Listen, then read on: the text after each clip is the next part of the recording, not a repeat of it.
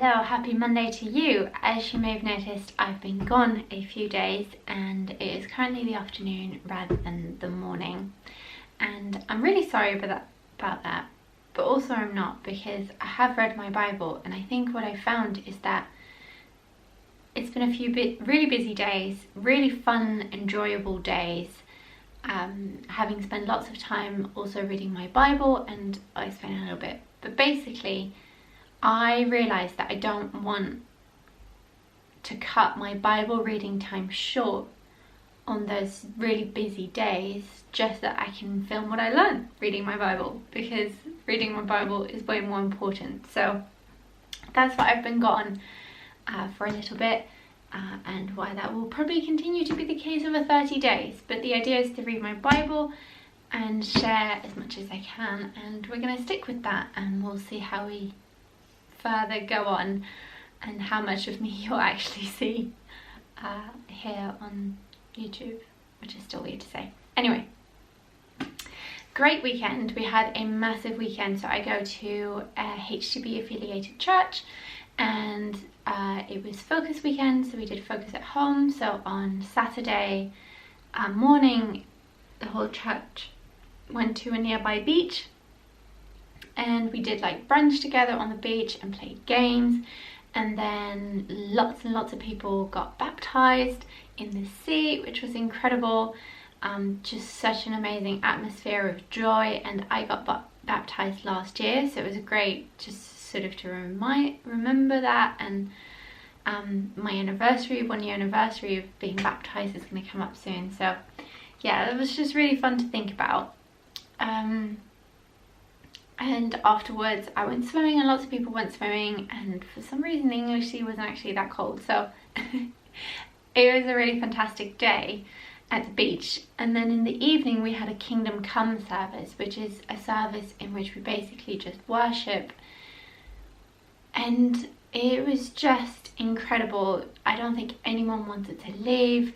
We were singing just fantastic songs, and people were on their knees praying over each other, like hugging, crying. We could sing again for the first time in church, and it was just such a powerful experience to, you know, be prayed over by people and to be in this atmosphere of people that all had their heart sort of set on Jesus and loving him and fully embracing that and being in community.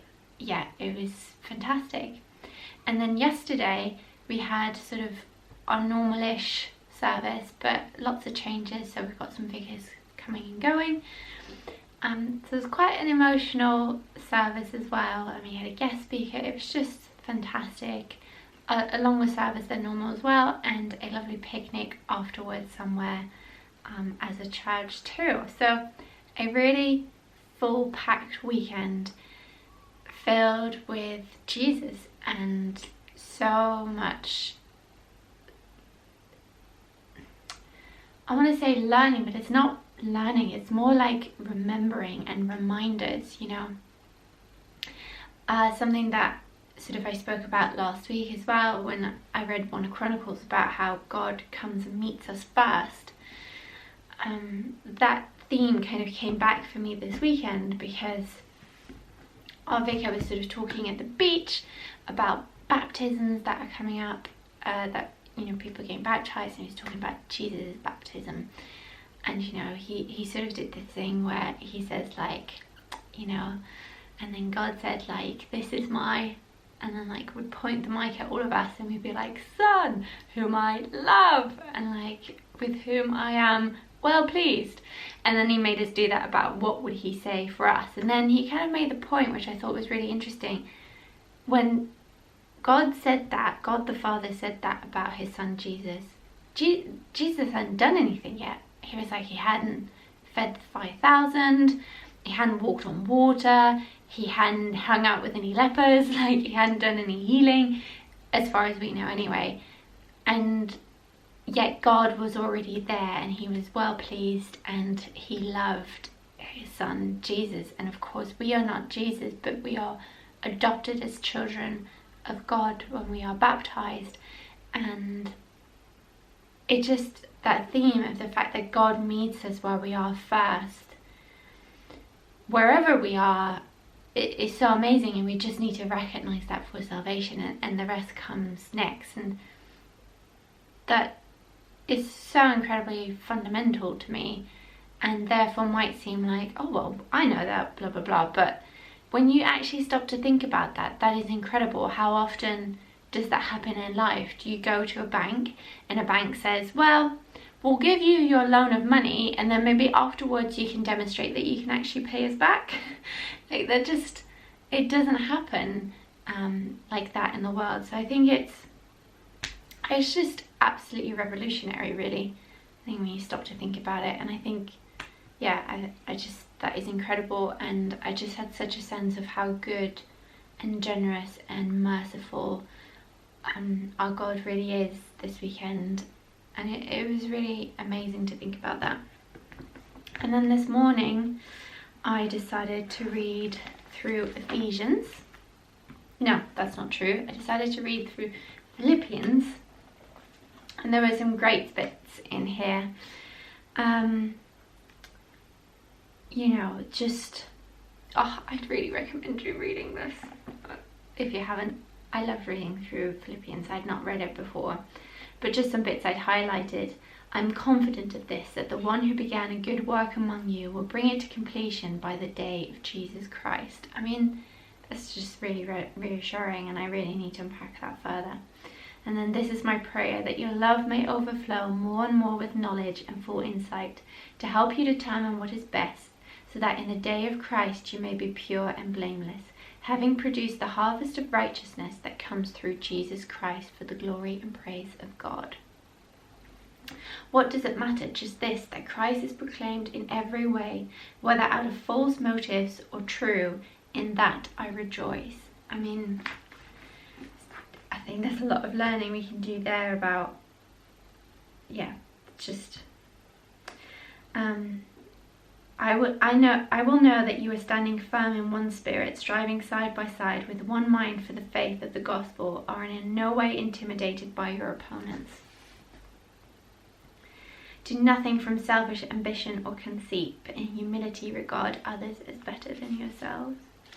It's just, there's so many, just read it. But one of the things I did want to just talk about is in Philippians 3, sort of starting sort of around verses 7.